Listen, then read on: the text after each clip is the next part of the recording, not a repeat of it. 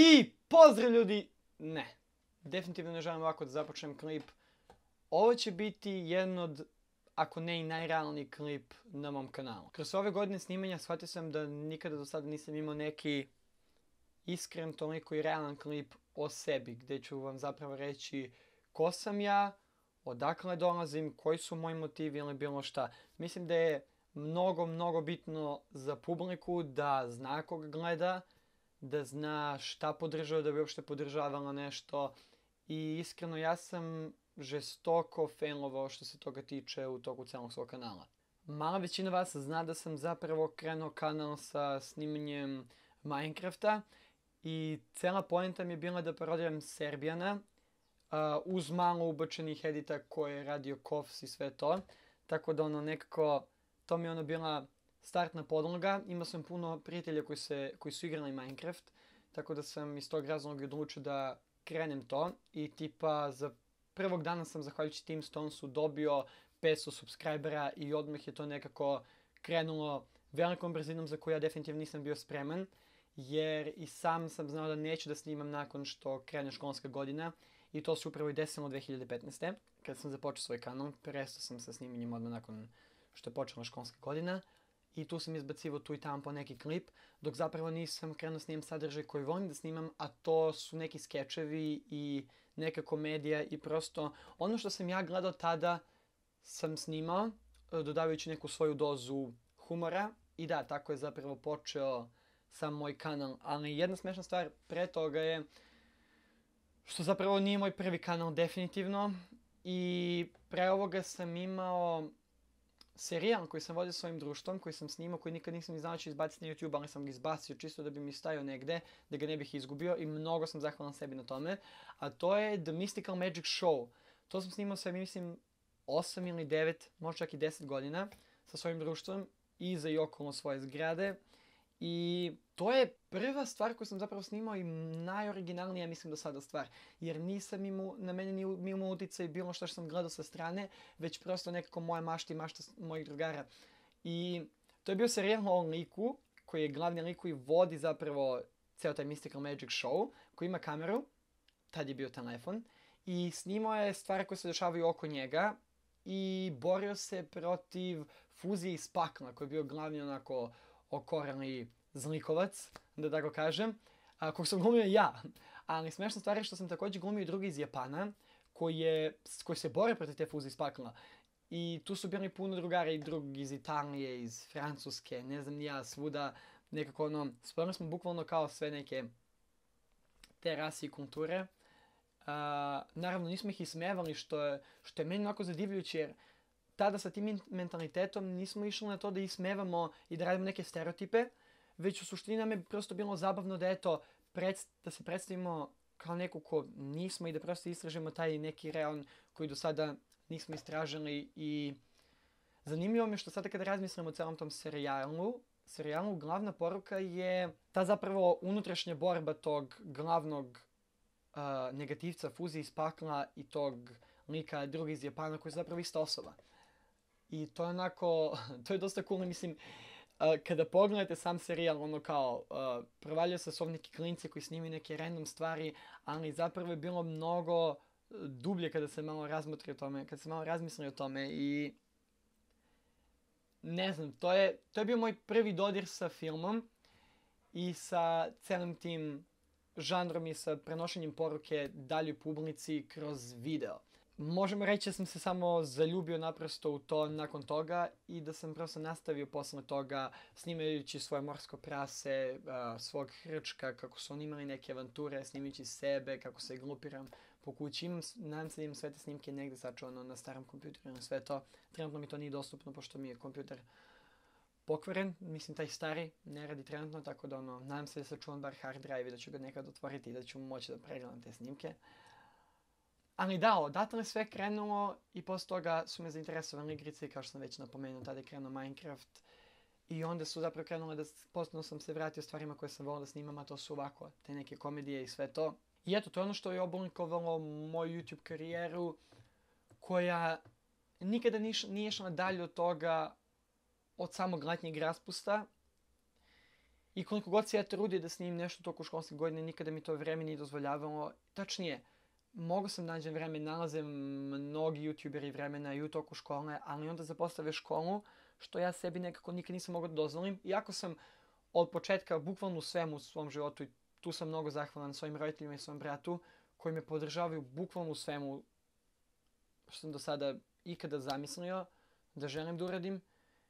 I ono kao, znam da bih imao podršku što se i toga tiče i ko zna gde bi me to odvelo, ali nekako ono, ja sam ipak izabrao tu standardniju rutu, da tako kažem, i da se posvetim školi i nastavim sa tim. I eto onda, nakon toga, period gde je moj kanal najviše procvetao, bio je moj odlazak u Ameriku i tada sam snimao vlogove. Iz razloga što sam gledao Casey Neistat i bilo mi mnogo zanimljivo da eto prosto uđeš u nečiji život koji je dosta različit od tvog. I mislim da bi to bilo mnogo zanimljivo vidjeti neču perspektivu eto nekog tinejdžera sad u Americi iz perspektive nas koji ovdje sedimo trenutno u Srbiji, pošto sam se vratio, to je bila jedna školska godina. I prosto sam nekako želeo da zabeležim te trenutke za sebe. Imam mnogo materijala, kao što ste možda do sad provalili kada sam izbacivao tu i tamo, koji nisam objavio i to mi sedi sve na jednom hard disku koji imam gore.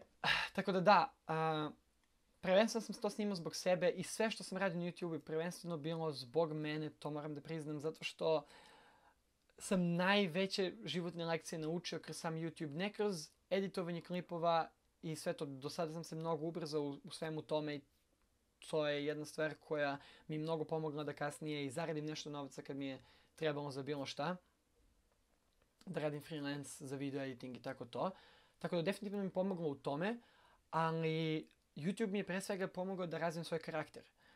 Da se ne osvrćem nekako na te negativne komentare koji su se dešavali i online i u stvarnom životu. Kroz mnoge stvari koje sam, kao i većina, tačnije, kao i 99% nas. Ja ne znam, jedno dete ako postoji na planeti Zemlji, da ono kao nije se susretalo sa nečijom mržnjom, po znacima navoda. To čak nije ni mržnja, to je uglavnom ljubomora ili iz dosade. Prosto to neko ugovaranje i te neke gluposti. Tako da ono, ne znam, mnogo mi je pomoglo da izgradim svoj karakter i da budem u fazonu kao ja ću da živim kako ću ja da živim i to je apsolutno moj izbor. I ja sam oni koji prošao kroz sve što sam ja prošao sam i koji će tek proći, tako da jedino sam ja validan da donesem neke zaključke. I to vam preporučujem da uradite i sami, da se ne osvrćete na komentare drugih, da poslušate naravno savete starijih, jer je to jako bitno. Ali da nikada ne dozvolite da vam neko kontroliše život i da vam upravlja, da vam prosto odredi šta ćete da radite sutra. Znači ako vas zanima, ne znam, slikarstvo, nemojte dozvoliti nekom da vas ubedi, da kaže ne, to nije dovoljno dobro, ti nećeš uspjeti u tome. Već mu dokažite da hoćete. Svakoga dana se potrudite da idete ka tom cilju, da bukvalno sami sebi, znam da ste verovatno, većina vas je previše mala za to, ali vidjet ćete kasnije da je mnogo bitno u životu imati cilj. I postavljate neke male ciljeve do tog glavnog cilja. Ali šta je zapravo glavni cilj? Nikada nemamo ni sam glavni cilj, jer šta onda? Ok, recimo, želim da postanem, da otvorim svoju filmsku produkciju, ono što ja želim, kompaniju. I kao, kada to uradim, šta dalje? Neće da mi se tu prekine život, nego ću nastaviti s nekim ciljevima što se tiče porodice ili ne znam ja, nekog samounapređivanja koji će da se nastavi. Tako da nikada nemate krajnji cilj, ali uvijek gledajte, postavljate sebi te neke kratkoročne ciljeve koji će vas dovesti kasnije do onoga što želite, a to je ultimativno sreća. Jer ne morate da budete u fazonu, pare su sreća, ja želim da imam toliko i toliko para. Zamislite sebe u tom životu i zamislite da li ćete biti srećni. Da li je to ono što vas čini srećnim, jer ne delimo svi iste želje i ciljeve. Naprimjer, neko može da bude zadovoljan da ima 60.000 dinara mesečnom platu, da živi normalnim životom, da kao tu je sa porodicom, živi u nekoj kućici, stanu, nebitno. I da radi ono što ga ispunjava, kao što je, na primjer, apsolutno sad ne znam, da drži časove engleskog privatne. Nebitno, skroz nebitno. Ali gledajte da prosto težite ka toj nekoj sreći, jer u životu ćete naći mnogo velike gluposti. I moja godina nakon Amerike, koja mi je bila bukvalno, potpisujem najlepša godina mog života, jer sam bio oslobođen tog inicijalnog stresa koji dolazi sa školom, kod mene najviše, verujem i kod mnogih vas, ali kod mene dosta to je izraženo, ne kažem da sam ponovo jedini, jer najverovatnije nisam. Ali kod mene se razvila ta anksioznost koja definitivno nije bila urađena i nije genetska, jer kao niko ne pati od toga u mojoj porodici. Ali kao kod mene se to dosta razvilo godine nakon Amerike, jer sam nekako navikao već na taj ležerni život i opušteniji i ispunjeni, da tako kažem. Meni je stalno tamo vreme bilo ispunjeno. Znači, jeste, nekada sam imao kao vreme kad sam bio ok, hoću samo da spavam, jer sam jedva čekao da ponovo idem u školu. Da, zanimljivo, kao, wow, zašto bi čekao da ideš u školu? Ali nekako tamo sam imao sve te prijatelje i imao sam časove koje volim. Zapravo sam imao čas fotografije, čas videoprodukcije i imao priliku da idem u Seattle i da se moj film zajedno sa svojim grupom kojim sam radio pusti u bioskopu u Seattleu i da radim isto pravo materijal za TV stanicu KEXP, tačno radio stanicu KEXP. I prosto pružene su mi se toliko neke prilike samo zato što sam bio taj koji je rekao, hej, mene to zanima, ja želim time se bavim i ja ću dam sve od sebe u tome. Surova realnost je da to ne vidim ovde u državi u kojoj živim i u kojoj sam se rodio. I to me onako dosta pogađa i to je ono što mi je bacilo u taj neki, ne znam, ne bih rekao depresija zato što nije bila depresija jer prosto kao, to je već kad ne možeš da se isčupaš i kad je dosta teže. Ovo je više neka bila anksioznost i ta nervoza. Šta će biti sutra, kako ću da prođem današnji dan, jao, šta ako ovo, šta ako ono. Što je mnogo protivrečilo meni, jer svi koji me znaju sam u fazonu kao, da, ja znam da ću to da postignem i to sam sebi dokazao i to je to. Imam taj stabilan karakter do nekada da sam u fazonu kao, ali ja ne sumnjam u sebe. Ali opet mi se pojavila ta anksioznost koja mi uvijek govorila, da, ali šta ako, ipak ne, ipak se to ne desi. Ipak kao, hej, uspori, šta ako ne uspeš u tome.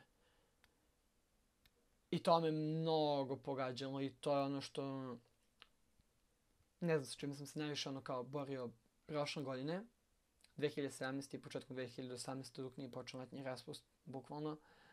Još sam dao sebi previše obaveza jer pored škole sam imao posao koji sam radio, trenutno radim za RefreshTube, ne znam da li, tačnije snimam za RefreshTube, to čak nije ni posao, to mi je kao uživancija, ne znam, to mi je bukvalno ostvaren san da eto snimam neki materijal, jer mi oni bukvalno mi daju punu slobodu da osmislim temu i sve to, tako da mi je to mnogo zanimljivo i mnogo sam zahvalan ko se god setio mene da me kontaktira da radim za njih, za RefreshTube, za samu Coca-Colu. Tako da postavite tamo kanal i zapratite me tamo ako već niste, puno bi mi značilo. I u suštini imao sam i eto i to i radio sam mnogobrojne projekte koji su sve bili na volonterskoj bazi. Ja ništa nisam zarađivao toga, nikakve, bukvalno ni dinar nisam stavio sebi u džep od bilo čega. Ali prosto to nešto što meni ispunjava i tada sam shvatio, tada sam se zapravo pronašao u tim nekim, prosto u organizaciji i organizovanju takvih nekih događaja. Tako da to me povelo na onu biznis, da kažem, stranu, koju sam isto zavolao. I eto tu neki spoj produkcijska kuća neka koju želim da nekad imam, jer je marketinška agencija i ono neki sad trenutno moj san. Tako da radio sam za jednu marketinšku agenciju, ovo za RefreshTube sam snimao klipove, jer tu imate neke određene rokove, naravno, koji su dosta fleksibilni, hvala Coca-Coli. Svašta tu nešto je bilo u suštini i pored svega toga škola. I vi se budite u nedelju ujutru, znate da imate još 8 sati tog nekog posla i trebate da proverite mailove i da vidite da li sve ide kako treba za taj projekat i onda shvatite da u ponedeljak ujutru imate test iz hemije. I tu se meni gradi anksiozno, zato što sam od malena navikao da imam sve petice. Navikao sam sebe da imam sve petice jer sam uvijek davao sve od sebe da naučim to. Ali prosto je došlo nekako vreme kad, hej, nisam imao vremena. I onda je to mene mnogo pogađalo jer sada nisam mogao da dam sve od sebe na sve strane.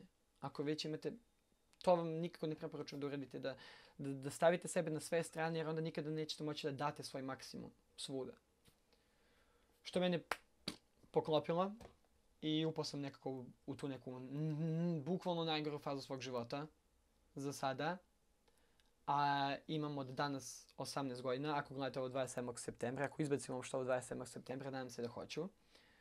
Tako da, cijeli ovaj klip snimam da bi me upoznali jer eto kao sad neka nova faza u mom životu gdje punim 18 i gdje sam, hej, čovek, ovi baby face je zapravo neki muškarac, da, ja, ne znam, i meni je smešno i onda pogledate klip blomiranje u shopping centru, ono kao, da, aha, jesi, ti si odrasla osoba, da. Ali eto, prosto sam želeo da vam se predstavim malo ovako kakav ja jesam i da podelim sa vama neka svoja iskustva. Želim da vas ohrabrim da šta god imate isplanirano za svoj život, da ne date nikome da vam to promeni. Vi ćete sami menjati vjerovatno ciljeve kako prolazi vreme, jer vidjet ćete da je vreme najveći faktor u životu koji menja bukvalno sve. Jer ne razmišljate isto juče nakon što ste proživjeli ono što vam se desilo danas. Tako da sutra ćete već imati drugi pogled na svet baš zbog toga što vam se desilo danas. I iz tog razloga, budite oprezni, ali uvek slušajte sebe jer, ponovno kažem, samo vi prolazite kroz to kroz što trenutno prolazite. Možda neko deli iste boljke ili iste snove kao vi. Ne možda, nego zasigurno ima nas previše na planeti i previše dugo postojimo i već neko prošao verovatno kroz to. Možda apsolutno ne identično, ali slično. Tako da potražite uvijek pomoć ako vam je potrebna. Eto, sad sam tu gdje jesam. Koji su mi dalje planovi za budućnost? Pošto sam prošao i prošlost, sadašnjost, šta trenutno radim. Trenutno učim i za fakultet. Želim da upišem fakultet negdje u inostranstvu. Najradije u Americi ili neki američki fakultet. Iz razloga što sam se prosto pronašao u takvom nekom sistemu gdje mogu da se posvetim onome što volim i gdje se ceni rad. Ne želim da sad kao bacam shade, tačno da budem potpuno kao ovdje ništa ne valja i sve to. Ima i ovdje dobrih stvari, ali što se toga tiče nema.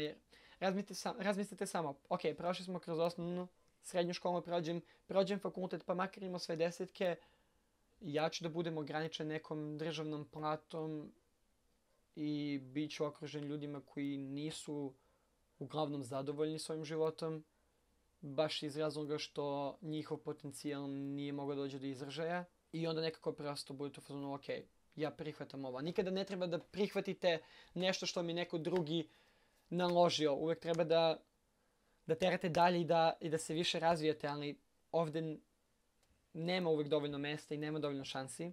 To će vam mislim svi reći. Tako da prosto želim da sisalim odavde što prije, što zvuči mnogo loše i svjestan sam toga, jer kao ovdje sam se rodio, ovdje sam odrastao. Trebao bih da se zalažem najviše da ovdje i ostanem, ali to nije slučaj. Nažalost. Ne nažalost po mene, jer ću ja negdje drugdje imati definitivno bolji život nego koji ću imati ovdje, pa bukvalno makar čisti ulice negdje drugdje. To je neki rizik koji sam spreman da podnesem, da bih sutra imao više za svoju porodicu i da bih živio nekim bar normalnim životom. Za razliku od onog koji živim ovdje, koji je kao ok. Mislim, bio je i gori, tako da sad mogu da kažem da je ok. Tako da trenutno se spremam za fakultet, na koji ću nadam se da upadnem bilo koji, samo kao što sam rekao da nije ovdje, da onda odem na master studije, nadam se negdje u Americi definitivno posle toga i da se prosto samo preselim i da se bavim filmskom produkcijom. Sad nisam ograničen kao, meni je ok čak i da snimam reklame i tako to a da u slobodno vreme, ne znam, snimam nešto što ja volim. Sve mi jedno u suštini zato što nekako prosto volim, čak i kada sam imao te neke freelance poslove gdje sam editovao tako neke dosadne materijale, ipak mi je to bilo mnogo bolje nego da radim bilo što drugo. Tako da to je ono što meni ispunjava i u čemu sam se ja pronašao. I eto, želim prosto da to postignem. Iz tog razloga ja ne snimam ovdje klipove jer nekako ne vidim ni pointu, pogotovo sa trenutno, jer nemam šta da vam snimam. Da snimam sebe kako učim, ispremam se za faks ili izađem ponekad sa društvom. Ne mogu da nosim kameru dok izlazim sa društvom, nisam taj tip. Ne bih ni imao da društvo toliko. Ali da, hoću vam kažem prosto da ovo je predugačak klip, ja se izvinjam stvarno, nadam se da ste ostali ovoliko dugo. Ali ono kao ovaj jedni klip gdje ću biti potpuno iskren, ja mislim. Trudit ću se da nadalje budem iskreniji sa vama, sa publikom i da se ne pretvaram. Jer kada nisam hyped, nisam hyped. U većini slučajeva jesam i to znam moje društvo je ono kao, ali imam taj neki svoj mod kada su ono kao, ipak se chillam jer svi imamo neke trenutke kada nije sve okej i to je skroz prihvatljivo i ne mogu svi da budu ćao ljudi, evo sad smo tu, to nije realno i ne dešava se sa svima i verujte mi, mnogi ljudi koji pratite to lažiraju, što ono kao moraju jer to im je prosto postao u neku ruku i posao i ne smiju da rizikuju svoju karijeru zbog toga. Ja ovo nikad nisam pretvorio neku full karijeru, iz tog razloga sam uvijek imao i dalje slobodu, što mi je mnogo drago, da snimim ponovo šta hoću da menjam žanrove, iako mi to uništilo kanal, bukvalno, puno puta. Ali sam uvijek menjao te neke stvari jer to mi je to ono što meni ispunjava, uvijek sam želeo da snimim ono što je meni zanimljivo. I da, trenutno spremam za faks, da se vratim ponovo, izvinite. Trenutno spremam za faks, nadam se da ću upisati neki faks. Tamo na faksu ću snimati najverovatnije, ponovo ne mogu da obećam jer sam previše vam davao obećanja koje nisam ispunjavao, znam. Žalim zbog toga, verujte mi da to mene mnogo više pogađa. Jer kao ja uživam u tome i nikad nisam imao prilike se posvetim tome do kraja i to mi je ono kao nekako najveća stvar za kojom žalim. I što nikada se nisam posvetio YouTube-u toliko koliko sam želio jer to je stvar koja me najviše ispunjava. Koja me najviše ispunjavala od kad znam za sebe, od kad znam za YouTube i sve to, od kad to radim. Tako da vam se izvinjavam, ali eto možemo pravimo nešto na faksu, to bi bilo zanimljivo jer bit ću u inostranstvu, nadam se. I da, onda će biti drugačiji dosta život i bit će zanimljiviji ako budem tamo učio, bar ću se izdvojiti vremena. Hej, evo probamo sada ovo ovdje, što nema u Srbiji, sve to, tako da bit će zanimljivo. To je bilo to ljudi, nadam se da ste ostali ovoliko dugo na ovom klipu, ja se izvinjam ponovo što je ovoliko dugačak klip, ali eto, želim sam da snimim nešto realno. Odlazim u svet odraslih. Smešno mi mnogo zvuči zato što uvijek zamišljam sebe, kada zamišljam sebe, uvijek zamišljam sebe kao 12-godišnjaka koji kao se glupira i baca i izmišlja neke nove stvari i pravi nešto po kući od papira ili od kartona i secka nešto jer to sam bukvalno ja i ono kao i uzima kameru i snima nešto sa strane i ne znam, prosto uvijek sam bio na sve strane. Da, vidimo u sljedećem klipu, ljudi, ostanite kako jeste, a te carevi i pozdrav. Ćao!